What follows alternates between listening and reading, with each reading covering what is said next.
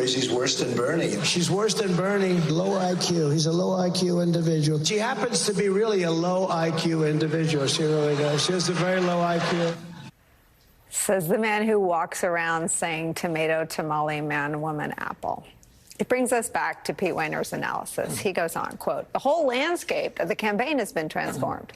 The rise of Harris instantly casts Trump in a new light. He formerly seemed more ominous and threatening, which, whatever its political drawbacks, signaled strength.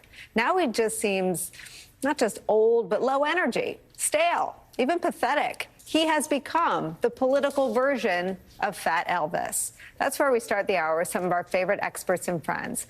MSNBC columnist and contributor Charlie Sykes is here with me at the table. Former Assistant U.S. Attorney, President of the Leadership Conference on Civil and Human Rights, Maya Wiley's here. Host of the On Brand podcast, Donnie Deutsch is here. Former top State Department official during the Obama administration, Rick Stingel's here. Charlie, I'm going to start with you, because I have tried to own all my political culpability, but I want to own some cable host culpability here. There's a piece of accurately describing Donald Trump as a lethal threat to democracy and democratic norms that did what Pete Wehner said there, made him seem strong and big. Because if you could tear down American democracy, you may be evil, you may be corrupt, but you were strong. And we talked about this in the last hour. Harris came out at her first event in Wilmington, Delaware, with a different frame, and it had the political consequence of popping that balloon, bringing him right down to size, all with Beyonce playing in the background. What do you make of how she has totally reframed any contest against Donald Trump? Well, this is why Donald Trump is so disoriented, because and why he looks so shrunken, so slow, and so I'm sorry to say, petty as opposed to this this colossus astride American democracy. And you can tell that he's struggling with it because, first of all, he can't come up with a nickname. I mean, this is his thing, right? I mean, the fact that he can't come up with a nickname is really a tell. But also the fact that he's indulging in these fantasies that Joe Biden is going to come back, that he's going to show up at the Democratic National Convention and reclaim his presidency. I mean, you want to talk about wish casting here. But I think Pete Wehner is exactly right. Donald Trump now looks like a smaller man. He looks like an older man.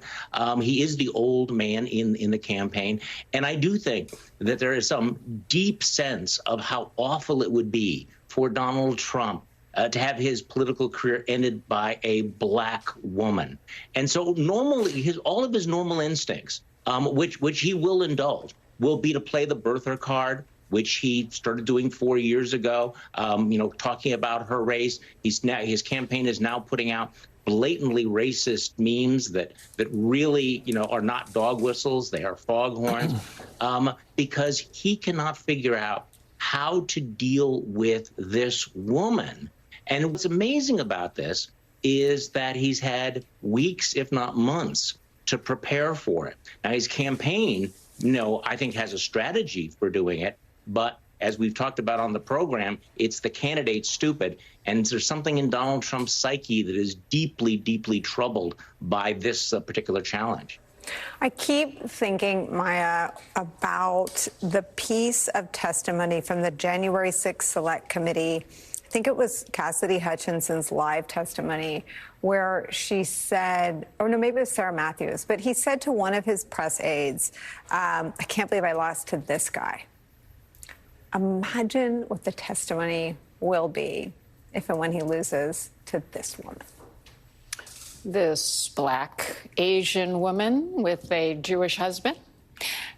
Look, this is Donald Trump being Donald Trump. I mean, all that has happened is he has been foregrounded in a way that is his true self. We saw coming out of the Republican National Convention the effort to make him appear as if he was a kinder and gentler person.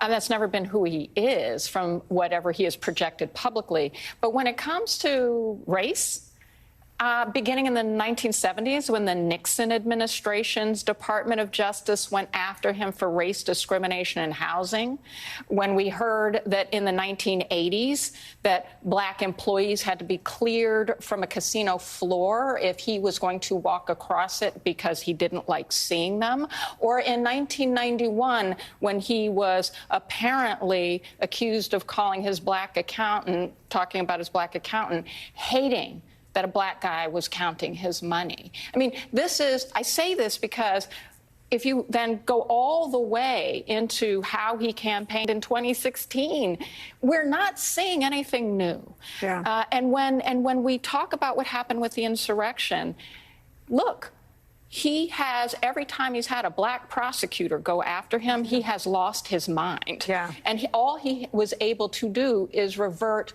to really offensive name-calling of black people in elected office chosen by the people who voted for them to do the job they were doing. And instead of being able to come up with defenses, all he could come up with was offensiveness. So what is really happening here is he's unable to project a persona that is not authentic, and we're seeing who he is. And that was harder for him to do when it was Joe Biden on the other side. And that's not Joe Biden's fault. But I just want to say that the reason the race is going the way it's going is because Kamala Harris is being Kamala Harris, yeah, and Donald Trump is being Donald Trump. Yeah, I mean, she's always been underestimated. I'm not sure I understand exactly why. You know, everybody lost the Democratic, and people sort of in good standing in the Democratic Party, smart people will say, well, she didn't run a good campaign. Nobody ran a good campaign. Joe Biden was the only one that ran a good enough campaign to win, and he became the president. But she got criticized in a way that Bernie Sanders and Elizabeth Warren didn't coming out of the 2020 election cycle, which is interesting to me. She is I mean, you could run a reel every day of her work on the Senate Judiciary Committee. And if you look at the people she was up, they were the people carrying legal and policy water for Donald Trump: Jeff Sessions, Bill Barr, Brett Kavanaugh. And she sort of dismantled all of their arguments in the same way she's dismantled Trumpism, by just puncturing them with facts. You know, we have a hard time in this country, I think, really reconciling whether or not we truly believe black women are qualified and credible no matter what we see. And I say that not as an accusation. I say that because, you know, sitting here as a black woman, we've been experiencing it, all of us. Yeah. Last time I was on Deadline, and I felt left out. Yeah. I know, but the point is, there's a real. This is real, that black women, because you have both race and gender. Yeah. So women in general, and we saw it with Hillary Clinton, we saw it, you know, in terms of the gender dynamic of how women in power get covered. But when you add in race and gender. Okay, we were going to have a different conversation. Let's have this conversation, because I think what there is an appetite to fix that, right? And I think there's a lot of remorse about some of how Hillary was covered and talked about. And I think you look at all these Zooms, and it started with black women for Kamala, but then everyone wanted to be part of it. And I feel like that's some of getting at what you're talking about. I think the next one was black men for Kamala Harris, and then the next one was white women for Kamala Harris. And then, not to be outdone, the white dudes for Kamala Harris. And now Republicans for Kamala Harris. And now Republicans for Kamala Harris, right. Well, and I think this is the complexity of what it means to be a black woman in America, because on one level, black girl magic.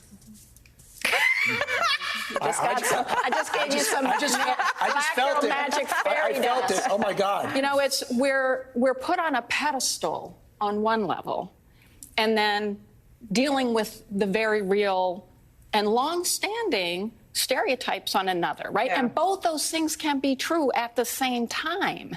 That's what makes it so complicated. You can be revered at the same time that you can be torn down, which makes it next to impossible to constantly please the chattering class.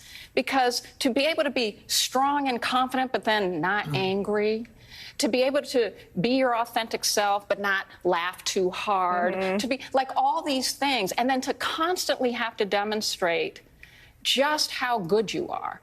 Because one of the things that I was seeing, and I say this in my role leading the leadership conference, where we've been focused on voting rights, we've been focused on artificial intelligence. I have seen Kamala Harris in the room commanding it, not just with facts and figures and knowledge and policy, but with the ability to command that room. That's something that we were seeing that the pundit class wasn't necessarily seeing. So I am not surprised, because I have seen how she has shown up. And I think what you're pointing to rightly, Nicolle, was when the public saw her sitting in that Senate seat being prosecutorial, people got it. When they saw her being a vice president, remember the role of a vice president. You're not the president. Suddenly, she was somehow supposed to be the president and the vice president at the same time and not overshadow her boss. Like, that's impossible. And so a lot of us were watching this thinking there is something we have to work through. But I think it is also something that is real and true and exciting in this moment, which is a recognition that she can lead. Well, I think that part of the story that gets edited out is that she is exactly who Maya is saying, because there was no time to be anybody else. She didn't have time to buy a new suit for her first day as the Democratic nominee, right? He alerts the world at 1:40 p.m. on a Sunday. She goes to Wilmington and does her first campaign event as the presumptive Democratic nominee the next morning. And she glides into this role. And she couldn't have done it if she wasn't already excellent. She couldn't have done it if she hadn't been what Maya's describing, loyal to the last nanosecond to Joe Biden. And she couldn't have done it if the party wasn't hungry for exactly what she is out there talking about. She has overwhelmed any expectation. I mean, I didn't know much. I was kind of like, okay, Kamala, I guess so. And then just from the, I mean that, I was just, because there wasn't, other than seeing and her. I know what you're saying, because some of it is the way she did this job. Vice President. It's also, by the way, I felt the same way when Biden was the guy coming after Obama. It was like the vice president is not never gets a chance to shine. What's stunning me right now is what a loser Donald Trump looks and smells like. And I don't mean his cologne. Remember he's got his cologne out? You contrast, I'm going to just break the campaigns down so simply with a word game. Okay? Old, new. Yesterday, tomorrow. Mean, nice. Cruel, empathetic. Happy, angry. It's just these visceral... Vance Walls, right? I mean, but you can assign it to both candidates and to the campaign in general. In the most simplistic, childlike words, you kind of sum up what's going on here. And that's something that is not even about issues, although the issues are lining up on the Democratic side. It's not even about the people themselves, although the people themselves demonstrated. It's just people are using the word vibes. It's just the feeling that's coming out both. And I don't know how you fight that. And the more it comes to be that, the more Trump drills down into the angry, mean, reactionary, old loser quality. And there's this incredible, visceral contrast that's going on that you can't help but feel. Well, the piece of it, too, that's so amazing. Well, two things. One, I've worked on a campaign that was running against both a candidate and a movement. And that was the Obama 08 campaign. And you know it. I mean, you know it the way you feel a wave coming up. I mean, you know when you're fighting not just an opponent, but an entire movement. And I don't know enough about Trump and the people around him to know if they know it. But the way he's acting suggests that at this cellular reptilian level, he might. And what that means for him, as we've talked about for years, is that he will